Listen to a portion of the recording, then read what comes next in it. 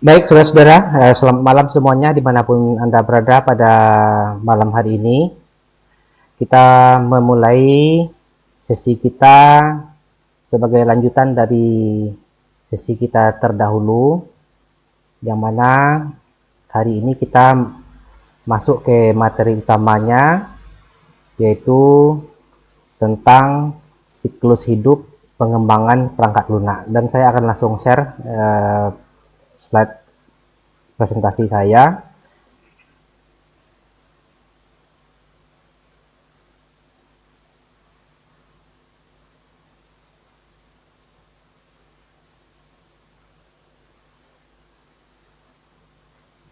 Oke, jadi pada minggu yang lalu kita sudah membahas tentang pengetahuan awal terkait dengan software engineering atau rekayasa perangkat lunak.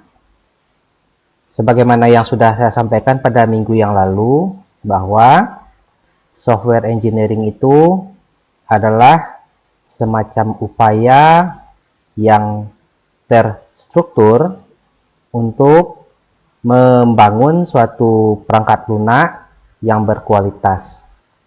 Tentu saja dalam hal ini banyak aspek-aspek yang perlu dipenuhi agar perangkat lunak yang dibuat tersebut memiliki kualitas seperti yang diharapkan, sehingga para pengguna atau user senang atau puas dengan software yang dibuat tersebut.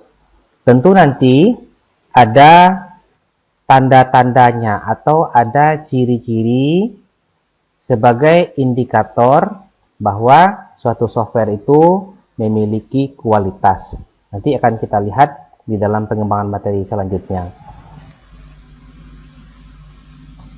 Nah, ini sebagai informasi awal bahwasanya perangkat lunak itu adalah sesuatu yang kompleks. Artinya di dalam sebuah perangkat lunak itu banyak aktivitas-aktivitas yang kompleks. Meskipun demikian, dapat disederhanakan bahwa sebuah perangkat lunak itu adalah semacam aktivitas mendigitalisasikan aktivitas secara fisik. Artinya di sini seperti apa standar beroperasinya suatu sistem sebelumnya, maka yang sebelumnya aktivitas tersebut dilaksanakan dengan lebih dominan memerankan manusia, perlahan-lahan mulai bergeser digantikan oleh mesin. Seperti contoh misalnya pada aktivitas yang ada di dunia perbankan misalnya. Kalau dulu kita sering melihat begitu banyak orang antri di bank untuk berbagai macam keperluan. Ada yang mau ngambil uang, ada yang setor uang, dan beberapa aktivitas lainnya yang terkait dengan jasa yang disediakan oleh bank tersebut. Nah, seperti misalnya seperti setor atau seperti penarikan. Anggaplah sekarang saya fokus ke setor dulu. Kita kalau mau nyetor uang dengan jumlah berapapun nominalnya, tetap harus ngantri. Misalnya untuk standar sekarang kita mau nyetor uang 100.000 ke dalam rekening kita misalnya. Maka kita mesti juga ikutan ngantri, sama halnya seperti orang yang bertransaksi dalam jumlah nominal yang besar. Nah, demikian juga penarikan. Kalau dulu kalau kita mau menarik uang berapapun jumlahnya, anggaplah kalau standar sekarang kita mau narik 50.000 misalnya. Kita harus tetap menggunakan buku dan kita tetap harus ngantri seperti layaknya jasa-jasa yang diberikan oleh perbankan yang lainnya. Orang misalnya narik sampai ratusan juta, tetap kita juga sama-sama ngantri seperti halnya demikian. Nah, kondisi yang seperti itu perlahan-lahan mulai didigitalkan.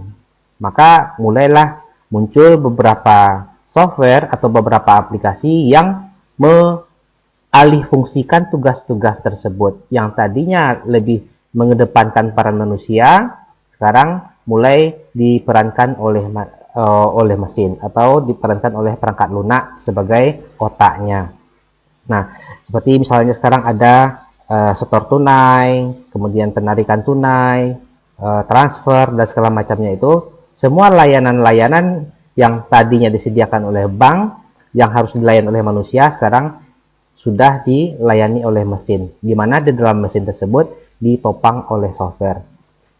Nah, sementara itu, software-software yang mau dibuat tersebut tentu ada persyaratan-persyaratan yang harus dipenuhi. Artinya, kita perlu mencari tahu atau mengidentifikasi di awal-awal apa saja yang mesti dipenuhi oleh software tersebut. Apa-apa saja kondisi yang harus terjawab oleh software tersebut. Jadi ada beberapa terminologi di sini dinyatakan bahwa kompleks itu tidak sama dengan complicated. Jadi bukan ribet. Kompleks itu tidak sama dengan complicated. Kalau complicated maknanya kita lebih cenderung menilai itu ke kondisi yang semrawut, ribet.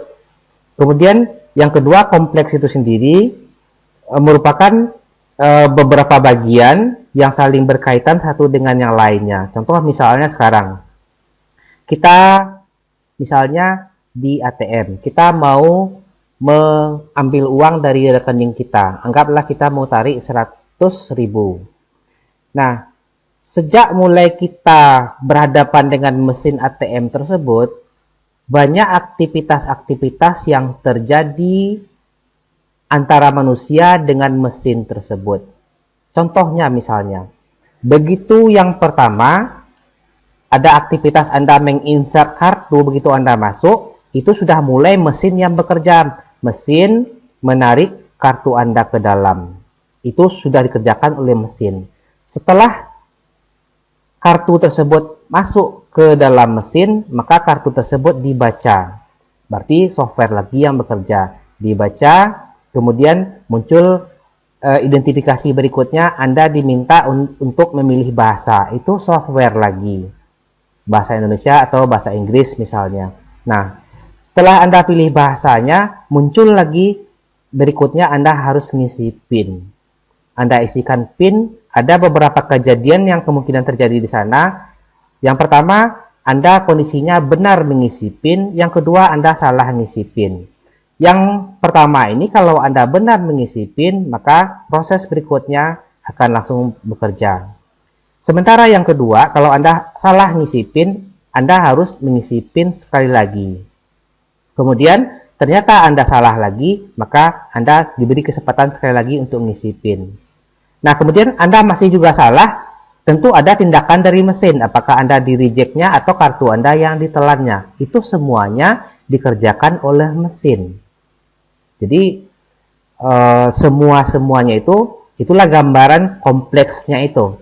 Nah, tapi kalau misalnya pada kondisi yang ketiga tadi ngisi PIN-nya benar, maka langsung Anda seperti normal biasa, langsung dapat mengakses sistem Anda. Sekarang saya fokus ke layanan berikutnya. Di mesin ATM, pada waktu Anda sudah berhadapan dengan ATM dan sudah ngisi PIN-nya dengan benar, tentu Anda sudah berhadapan dengan layar utama. Layar utama itu merupakan hierarki tertinggi dari layanan yang disediakan oleh bank tersebut. Nah, hierarki tertinggi itu artinya itulah layanan utama yang mesti ada di depan. Kalau semua layanan yang ada di bank tersebut ditempatkan di layar yang sama, sebesar layar yang ada di mesin ATM itu, sepertinya layar itu nggak akan muat. Kalau toh muat, mungkin dibuat dengan huruf-huruf yang sangat kecil-kecil. Nah, tentu dibikinlah hierarkinya atau tingkatannya mana yang paling prioritas. Nah, ada pilihan di situ. Biasanya kalau di ATM ada pilihan misalnya pecahan 100.000, 100.000. Kemudian 100.000 itu loncatnya ke 300, bukan ke 150. 100, 300, kemudian berikutnya 700, 1 juta, kemudian loncat lagi langsung ke 2 juta. Seperti itu. Dan ada pilihan nominal lainnya. Nah, contoh saya ambil dulu misalnya seperti pilihan yang pertama. Saya pencet angka 100.000. Kalau saya pencet angka 100.000, maka ada proses-proses yang kita tidak bisa lihat di dalamnya, tetapi itu ada. Itu makanya dikatakan software itu adalah kompleks. Nah, begitu Anda pencet tombol 100.000 itu, maka ada aktivitas pemeriksaan atau ngecek apakah saldo Anda mencukupi. Kalau saldo Anda mencukupi, maka lanjut ke proses berikutnya. Kalau tidak cukup, maka muncul informasi di layar saldo tidak cukup. Sekarang kita lanjut ke pilihan yang pertama. Kalau saldo cukup, maka terjadilah aktivitas pengurangan saldo Anda. Uang Anda belum keluar, jadi harus tahu mana yang dahuluan, mana yang belakangan. Maka saldo Anda dipotong dulu.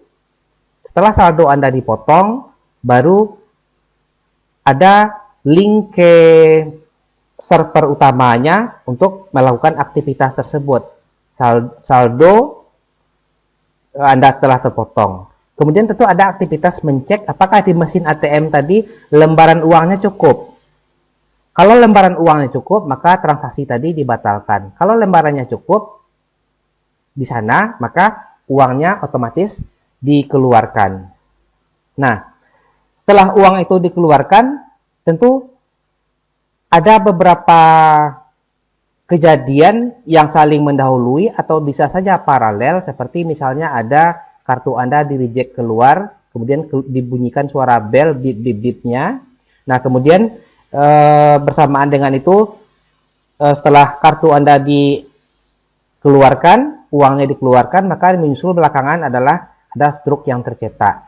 Nah, sementara ini yang saya sampaikan ini baru bentuk yang simpelnya. Sementara kejadian-kejadian lainnya seperti misalnya ada pilihan apakah Anda mau cetak struk atau tidak. Kalau tidak dicetak, maka saldo ditampilkan di layar. Kan lengkap sekali itu. Nah, itulah kejadian-kejadian yang disebut sebagai peristiwa yang kompleks. Nah, jadi segala kejadian-kejadian itu atau segala kebutuhan-kebutuhan seperti itu harus diidentifikasi pada saat mau membangun sebuah software. Nah, kalau sekarang misalnya saya minta nanti dalam bentuk kasus, misalnya saya minta untuk membuat sebuah skenario berkaitan dengan perangkat lunak untuk transaksi penjualan pada sebuah toko misalnya. Nah, tentu Anda sudah punya gambaran kira-kira software yang mau dibuat itu memiliki requirement seperti apa. Jadi Anda tentukan modelnya, Anda tentukan kebutuhannya, Anda susun skenario-nya, sehingga software tersebut apabila dipakai oleh toko tersebut dapat berfungsi dengan baik. Jadi software tersebut peristiwanya adalah peristiwa yang kompleks.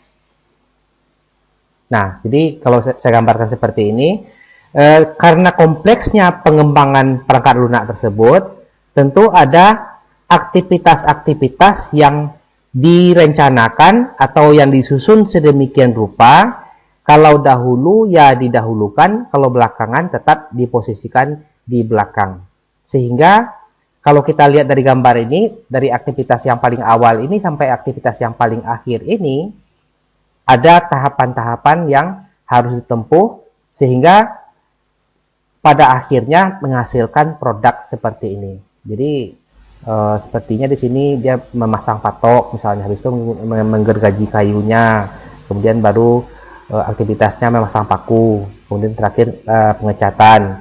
Nah, siklus seperti ini kalau digambarkan secara sederhana, kondisi seperti ini, kalau misalnya aktivitas itu harus dahulu, ya didahulukan, kalau belakangan yang harus ditaruh di posisi belakang. Nah, kemudian berikutnya, ini nanti bisa dibaca. Nah, sekarang berkaitan dengan rekayasa perangkat lunak ini, bahwasanya kita sebagai software engineer, jadi kalau kita adalah software engineer, jadi Anda lagi belajar untuk menjadi seorang software engineer dan aktivitasnya disebut dengan software engineering. Nah, software engineering itu merupakan aktivitas yang menjembatani antara kebutuhan customer, antara ide-ide dari customer dengan programmer. Sehingga kita sebagai engineer itu harus mampu berhadapan dengan dua sisi ini. mampu berhadapan dengan customer, dan juga harus mampu berhadapan dengan programmer.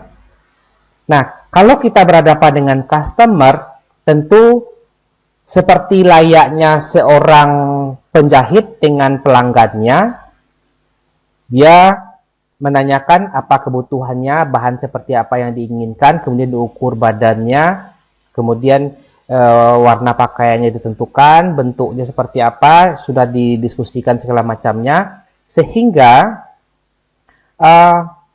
semua yang diinginkan oleh customer ini atau pelanggan itu diterjemahkan oleh software engineer ini ke sesuatu atau bentuk desain yang dipahami oleh programmer. Artinya, kalau programmer langsung berhadapan dengan customer, mereka berbeda bahasa. Kalau programmer bercerita tentang program, kode-kode program, customer nggak akan ngerti.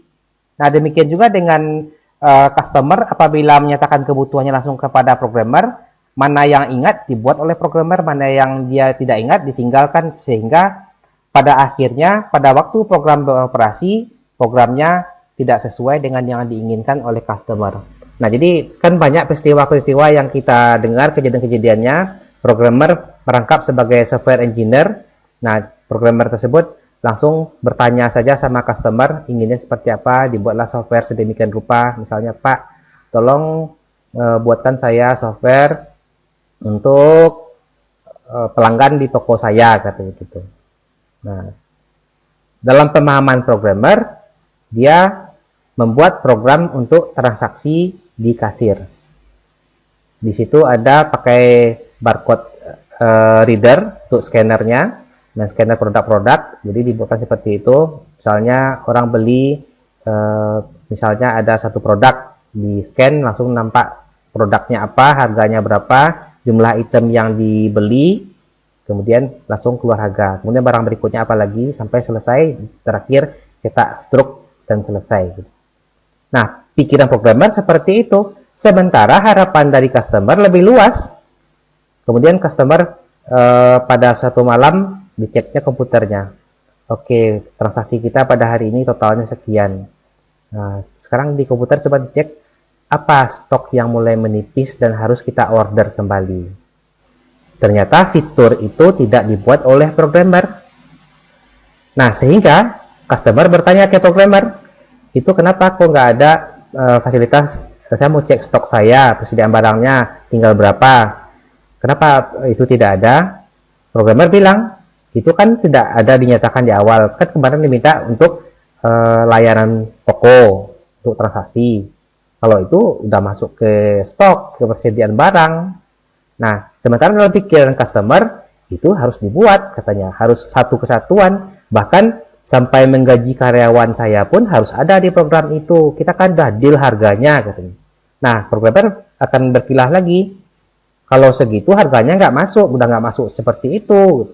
Nah, jadi terjadilah konflik antara customer dengan programmer. Nah, peran dari software engineer adalah sebagai penghubung itu. Nah, software engineer menemui customer. Apa software yang Bapak inginkan? Saya mau buat atau mengkomputerisasi toko saya. Di toko ini nanti kan banyak tuh Pak programnya untuk transaksi di kasir, stok, cek untuk stoknya, kemudian untuk memesan produk misalnya, untuk laporan-laporan harian, laporan mingguan, laporan bulanan, laporan tahunan, kemudian mencek produk-produk apa yang terlaris dan segala macamnya, apakah itu masuk.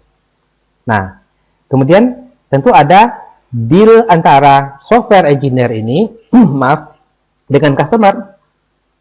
Harus ada kesepakatan dulu, jadi harus duduk dulu. Kalau enggak, maka akan terjadi konflik nanti pada saat program tersebut sudah beroperasi, maka harus dijelaskan dulu. Nah, kemudian dianalisalah semuanya sedemikian rupa oleh software engineer ini, maka dapat misalnya anggaplah ada 4 paket, satu untuk transaksi kasir, kemudian untuk stok, kemudian untuk misalnya satu lagi memesan otomatis misalnya, kemudian pelaporan-pelaporan ada 4 paket misalnya. Nah, kemudian disepakatilah harganya ini masing-masing. Paket yang pertama untuk program di kasir, harganya sekian misalnya. sekian juta. Yang kedua paketnya untuk stok sekian juta pula, dan seterusnya. Nah, setelah semuanya itu dijelaskan dengan customer, maka baru diidentifikasi lebih dalam lagi. Untuk transaksi di kasir ini saja akan muncul banyak pertanyaan-pertanyaan. Misalnya, software tersebut bisa membaca produk dengan barcode reader atau scanner itu ya. Kemudian kalau scannernya rusak, bisa diisikan dengan keyboard secara manual, misalnya dengan menginputkan kode yang tertera.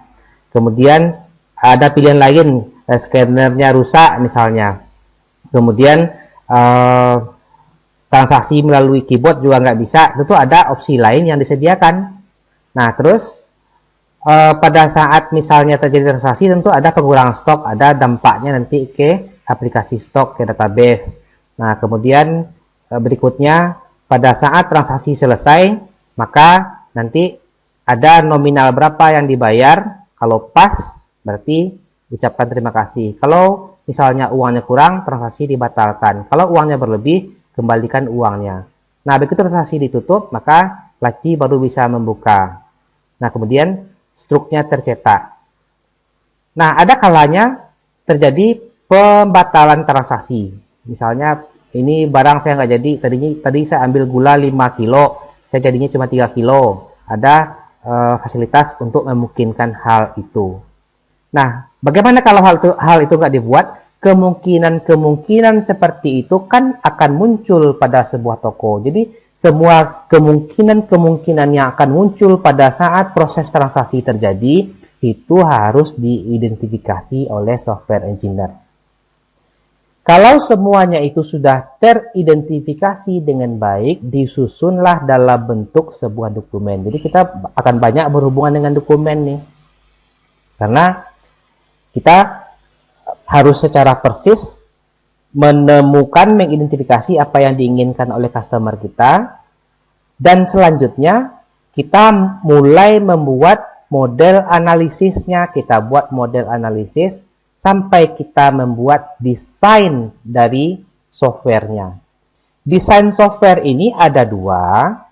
Ada desain itu secara umum atau secara global, dan ada desain itu secara detail. Nah, kalau desainnya secara global, itu sebagai bahasa atau alat komunikasi antar sesama software engineer.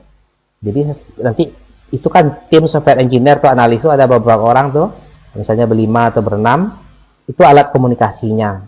Supaya siapapun yang melakukannya akan memiliki bahasa yang sama, dan juga sebagai alat untuk menjelaskan kepada customer. Jadi kalau sebaiknya itu dalam proses analisis dan perancangan itu sebaiknya customer diikut sertakan. Jadi setiap perkembangannya itu disampaikan kepada customer. Termasuk misalnya tester dari aplikasi itu atau sampelnya itu, misalnya apakah pakai mouse, apakah dia pakai, anggaplah misalnya pakai touchscreen, itu semuanya ditanyakan. Nah, sehingga dia nanti akan punya pilihan dia nyamannya seperti apa gitu. Nah, karena hal-hal yang kecil seperti itu kita sebagai software engineer harus memperhatikan. Nah, saya hentikan dulu sebentar bahasan di bagian itu. Contoh misalnya begini. Misalnya saya membuat sebuah program aplikasi untuk menginputkan data dalam jumlah yang sangat banyak. Nah, tentu kalau menginputkan data, misalnya anggaplah field itu misalnya NIM, nama, jenis kelamin, tempat lahir, agama, kemudian tanggal lahir, nama bapak, nama ibu, pekerjaan bapak, pekerjaan ibu, besarnya gaji bapak, besarnya gaji ibu, alamat, telepon, HP, email, segala macam, sampai semuanya 45. Itu untuk satu mahasiswa misalnya. Nah, sekarang kondisinya ini kita mau input data nih dari formulir. Nah, kalau misalnya kita buatkan aplikasi formulirnya itu dengan banyak melibatkan mouse, mungkin nyamannya itu hanya 1 atau 2 record saja, masih nyaman kita ngisi formulir itu. Misalnya isi NIM, misalnya 18, 031 806 sekian sekian, namanya Dodi, terus tempat lahir di Pekanbaru dan seterusnya diisi. Ya mungkin sampai 2 orang masih nyaman karena pakai mouse ketik gitu. Kalau sudah ribuan record yang mau diisikan, itu tangan akan pegel. Nah, lama-lama nggak nyaman.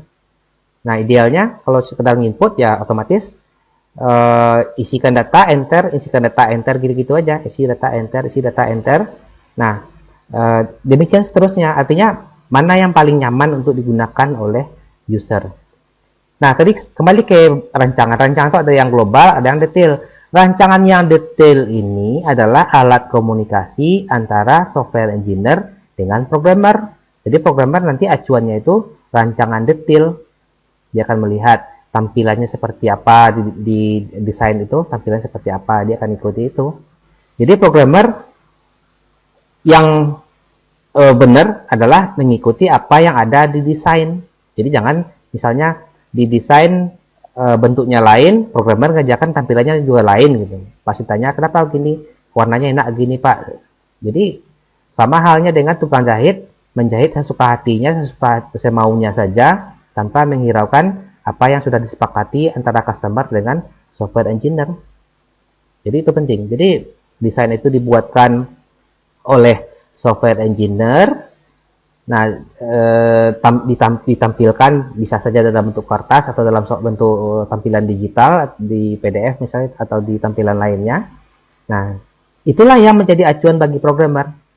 Nah, sama juga seperti tukang yang lagi bangun rumah. Dia lihat gambarnya seperti apa, dia akan buat seperti itu. Nah, termasuk di desain detail itu ada bentuk desain logika dari aplikasi itu. Ada skenario-nya di situ, apa yang duluan, ada desainnya semuanya.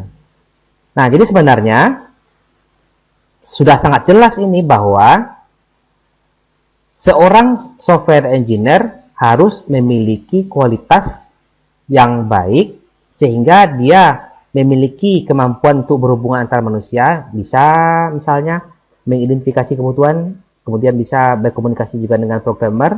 Artinya di sini bahwa seorang software engineer orangnya harus fleksibel, bisa berkomunikasi secara lisan dan juga bisa berkomunikasi dalam bentuk cara lain, misalnya bentuk tertulis.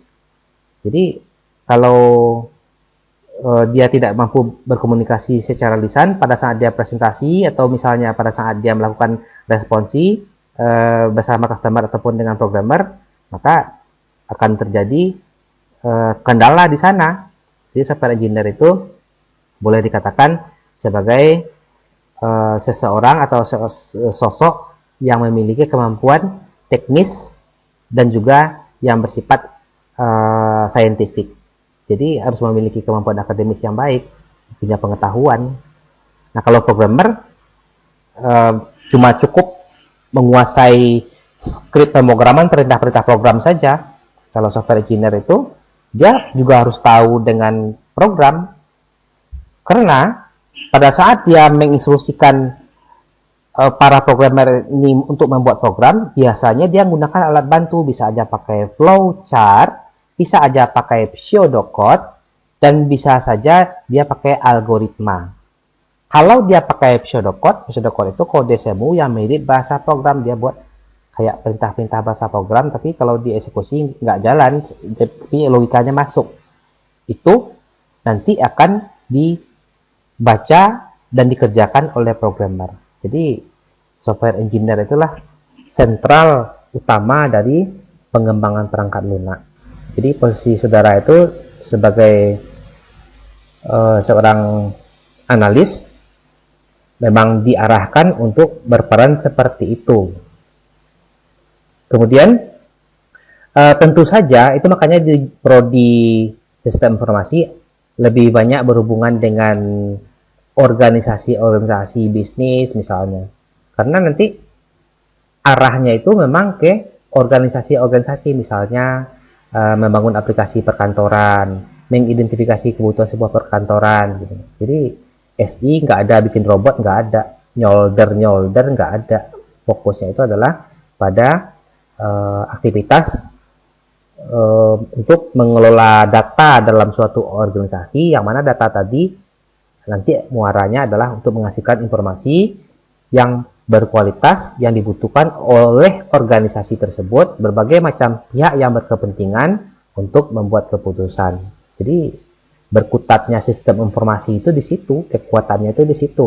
Jadi tentu saja di sini saudara harus memiliki dua hal, kemampuan akademik diasah, hubungan antar manusia juga diasah. Jadi tidak ada misalnya sikap malu untuk berbicara misalnya. Kemudian harus juga mau belajar misalnya dari kondisi-kondisi yang ada di beberapa kejadian misalnya. Tentu nanti kedepannya saudara harus mencobakan sendiri. Dan ada beberapa kisah yang termasuk juga yang pernah saya lakukan.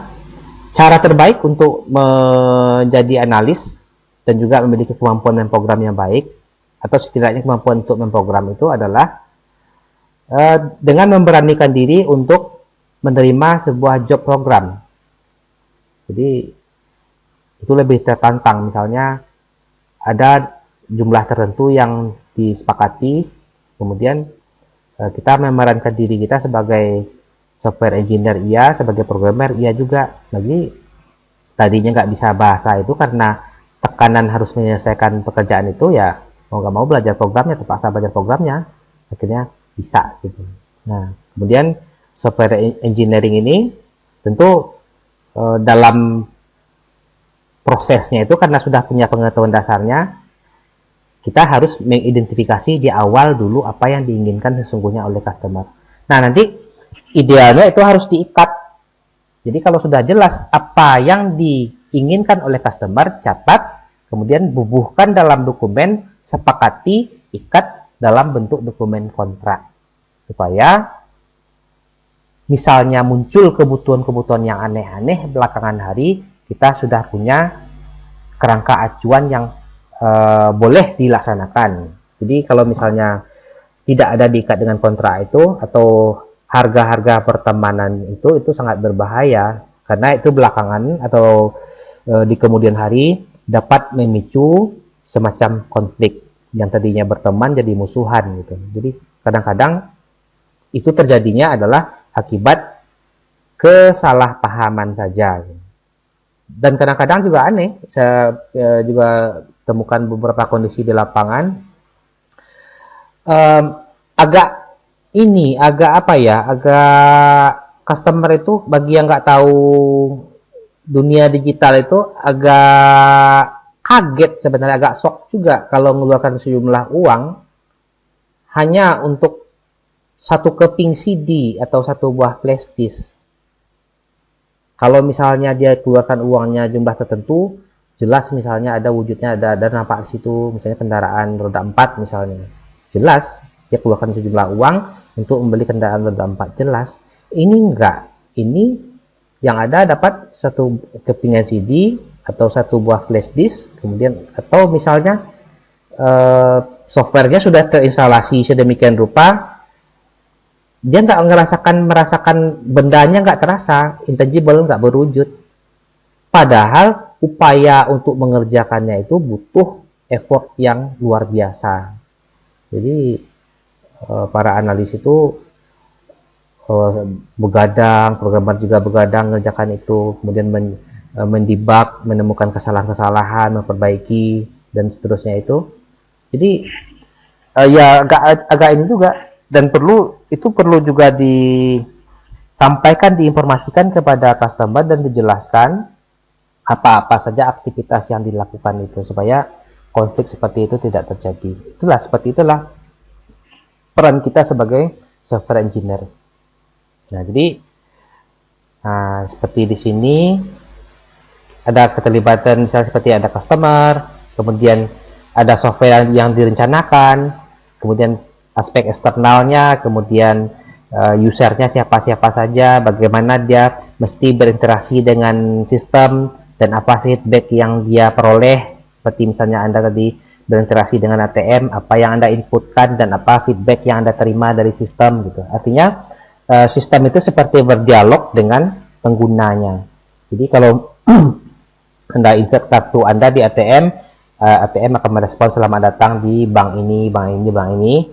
Silahkan diisikan PIN Anda misalnya. Jadi artinya software yang kita buat itu ada interaksinya dengan pemakainya. Nah, kemudian tentu ada aspek-aspek eksternal yang juga harus kita perhatikan di situ. Nah, kemudian ini sudah saya jelaskan bagaimana bentuk aktivitas atau bagaimana bentuk hubungan yang terjadi dalam sebuah mesin ATM. Padahal kalau kita cermati atau kalau kita lihat dari gambar ini kan cuma ada dua objek, ada mesin ATM dan ada sentralnya bank tersebut, dan sementara ini adalah customer-nya atau nasabah dari bank tersebut. Nah, jadi di sini antara mesin ATM dengan bank ini ada saluran komunikasi yang menghubungkannya. Gitu. Nah, sementara di sini aktivitas atau kegiatan yang dilakukan oleh user cuma berinteraksi dengan ini aja.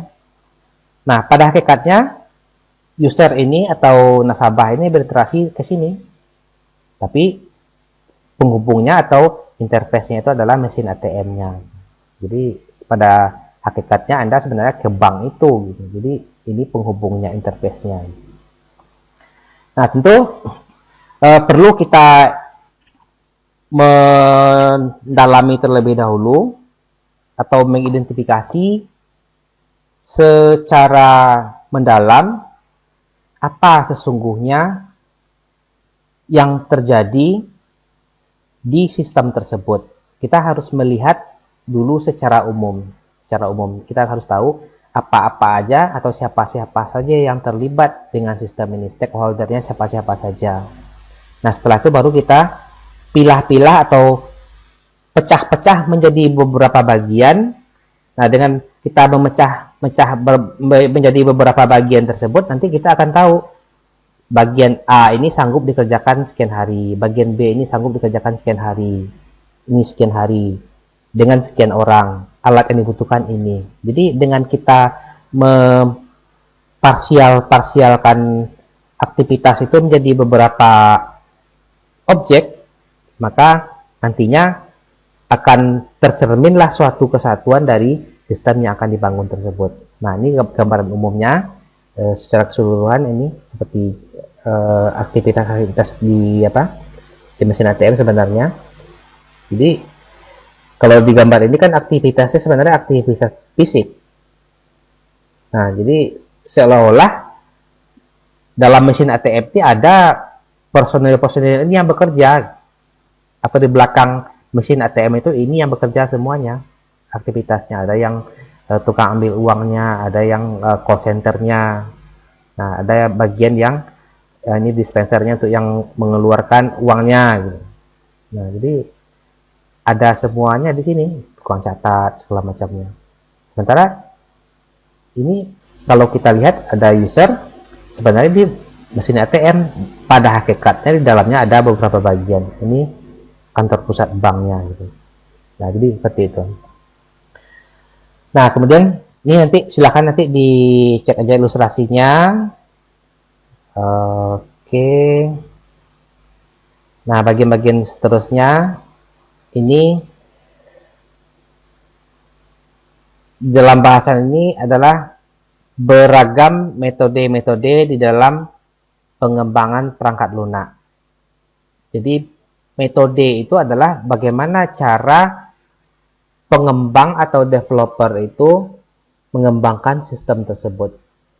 Jadi masing-masing metode itu memiliki keunggulan masing-masing, keunikan masing-masing, dan ada kasus atau objek yang cocok menggunakan metode tertentu. Artinya tidak semua metode ini cocok untuk ragam kasus. Nah, ada nama metodenya metode air terjun, waterfall. Ada metodenya namanya metode iteratif dan incremental. Ada lagi namanya agile. Nah, kemudian kalau kita lihat dari waterfall ini, prinsip dari waterfall itu aktivitasnya mulai dari mengidentifikasi kebutuhan, mendesain, mengimplementasikan, kemudian testingnya, kemudian deployment sama maintenance-nya itu. Tahapan-tahapan ini seperti air terjun, selesai requirement baru lanjut ke desain. Jadi artinya kerjaannya tuh tuntas satu-satu.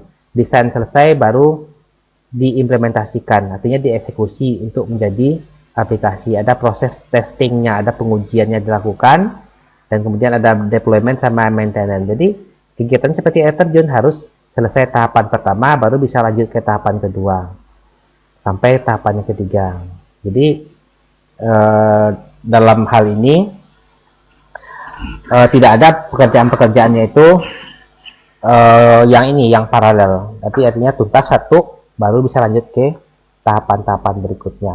Nah, demikian juga dengan ragam metode-metode yang lainnya, dan umumnya metode waterfall ini boleh katakan cukup populer juga. Sementara ada juga namanya Rapid Application Design, RAD. Jadi ada juga seperti itu.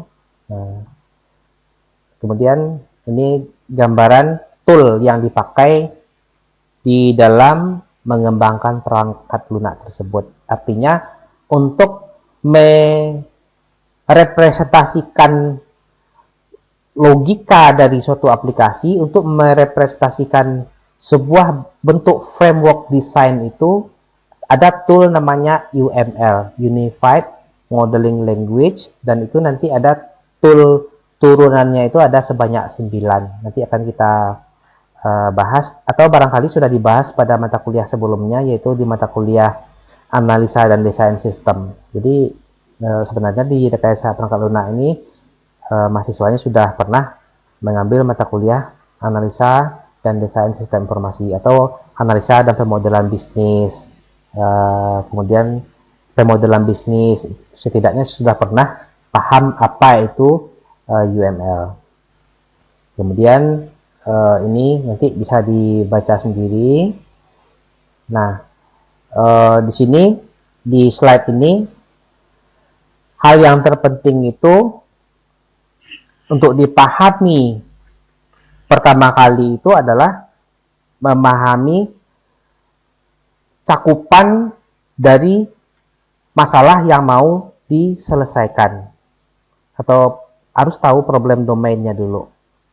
Nah, apa itu? Yang pertama adalah sistem yang akan dikembangkan itu sistem apa. Nah, setelah tahu bagian itu, harus tahu yang bakal gunakan itu atau stakeholdernya siapa-siapa saja, atau aktornya siapa-siapa saja. Kalau saya contohkan, misalnya ke aplikasi pengisian KRS mahasiswa itu, aktornya siapa-siapa saja. Aktor yang terlibat itu adalah mahasiswa. Ada di situ bagian keuangan, ada di situ BAAK, ada bagian di situ PDPT. Kemudian ada lagi misalnya di situ admin sistem. Nah, kalau mahasiswa dan 4 orang lain yang saya sebutkan tadi, perannya kan beda-beda, kebutuhannya terhadap sistem itu beda-beda. Kalau Anda kebutuhannya apa? Begitu Anda masuk ke sistem KRS Anda bisa ngisi KRS, melihat KHS, melihat transkrip, update data Anda. Nah, dan berbagai macam aktivitas yang terkait dengan mahasiswa. Tapi kalau BAK, dia nggak akan ngisi KRS, dia hanya butuh informasi berapa orang mahasiswa itu aktif. Totalnya berapa, siang berapa, malam berapa, kelas ini berapa orang, kelas itu berapa orang.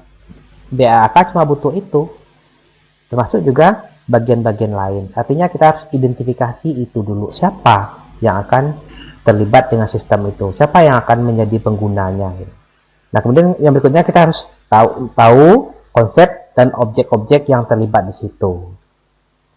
Kemudian baru kita buatkan use case-nya. Use case itu adalah semacam saya sebut tahapan-tahapan. Boleh katakan ya semacam skenario.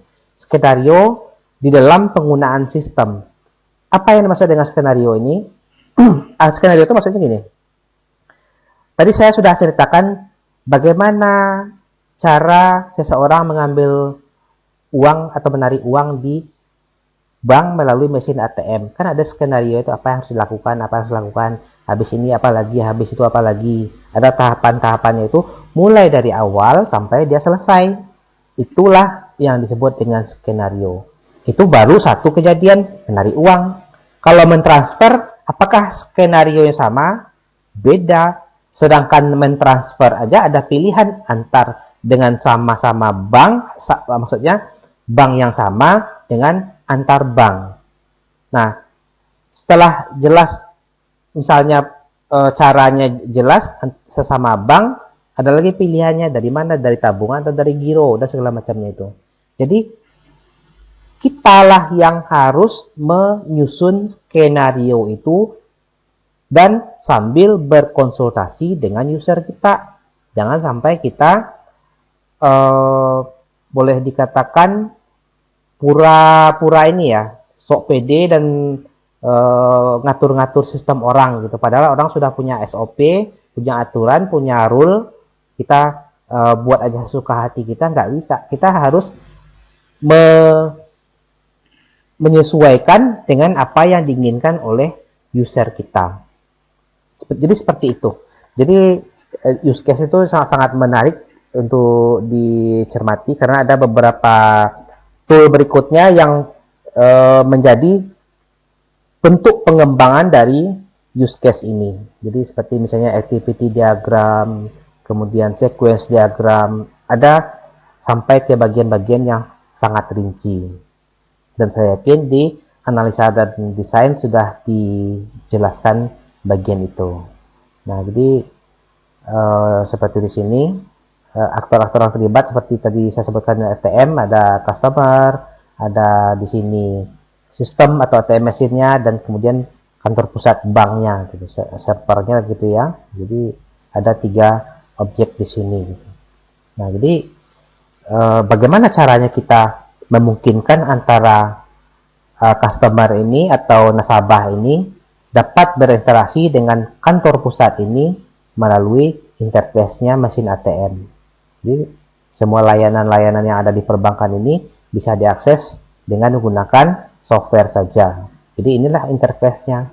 Sehingga banyaknya, sebelumnya kan banyak orang bekerja sini, kasirnya misalnya sampai 16 kasir, banyak di sini yang melayani.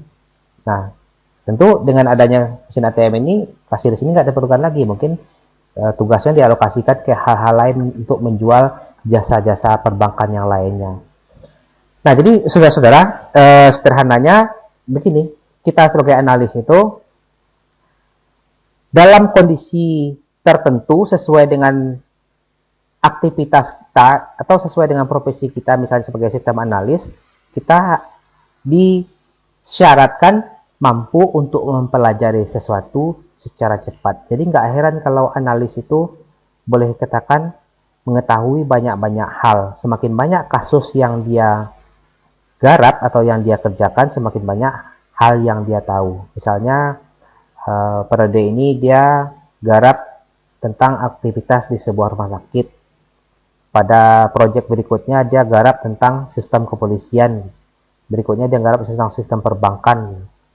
Jadi kalau kita misalnya membangun sebuah sistem itu, tentu kita berangkat dulu dari pemahaman masalahnya dulu, pemahaman domainnya dulu. Kalau kita nggak ngerti domainnya, nggak kita pelajari, maka itu akan sangat menyulitkan pada saat kita melakukan diskusi. Padahal kita adalah sebagai jembatan.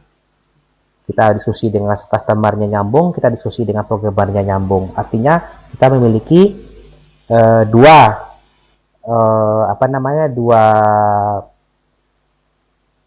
sisi yang harus kita pertemukan. Customer-nya kita temui, programmer juga kita temui, sehingga apa yang diinginkan oleh customer dapat diterjemahkan dan dieksekusi dengan baik oleh programmer, sehingga nggak ada komplain dari customer-nya. Nah, itu peran analis. Nah, jadi setelah sesi ini saya akhiri, nanti dicek aja di Google Classroom tentang aktivitas selanjutnya. Kita lanjut sampai sesi ini berakhir nantinya.